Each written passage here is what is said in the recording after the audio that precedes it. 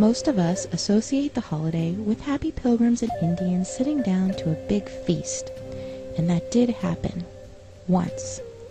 The story began in 1614 when a band of English explorers sailed home to England with a ship full of Patuxet Indians bound for slavery.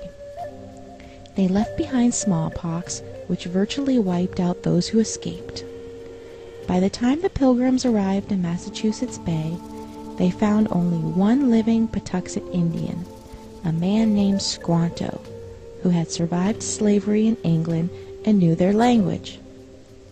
He taught them to grow corn and to fish, and negotiated a peace treaty between the Pilgrims and the Wampanoag Nation. At the end of the first year, the Pilgrims held a great feast honoring Squanto and the Wampanoags. But as the word spread in England about the paradise to be found in the New World, religious zealots called the Puritans began arriving by the boatload.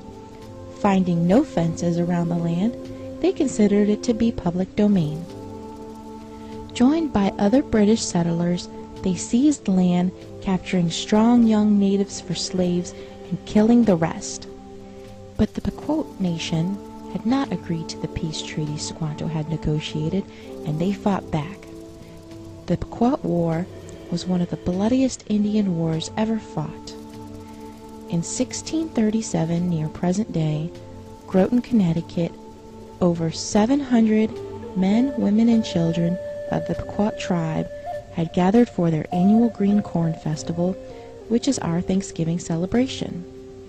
In the pre-dawn hours, the sleeping Indians were surrounded by the English and Dutch mercenaries, who ordered them to come outside.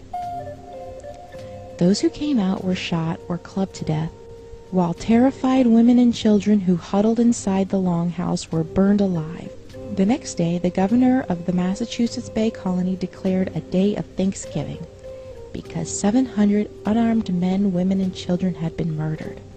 Cheered by their victory, the brave colonists and their Indian allies attacked village after village.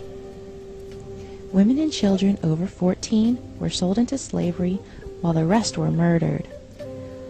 Boats loaded with as many as 500 slaves regularly left the ports of New England. Bounties were paid for Indian scalps to encourage as many deaths as possible. Following an especially successful raid against the Pequot in what is now Stamford, Connecticut, the churches announced a second day of Thanksgiving to celebrate a victory over the heathen savages.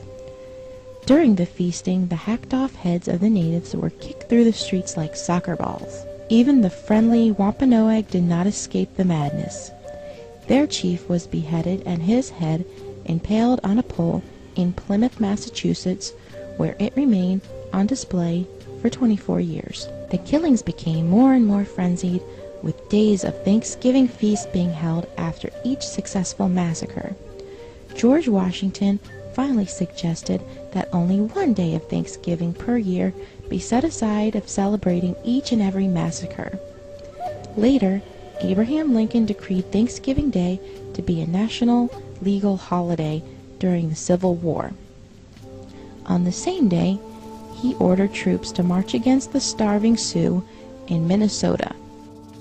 The story doesn't have quite the same fuzzy feeling associated with it as the one where the Indians and Pilgrims are all sitting down together at a big feast.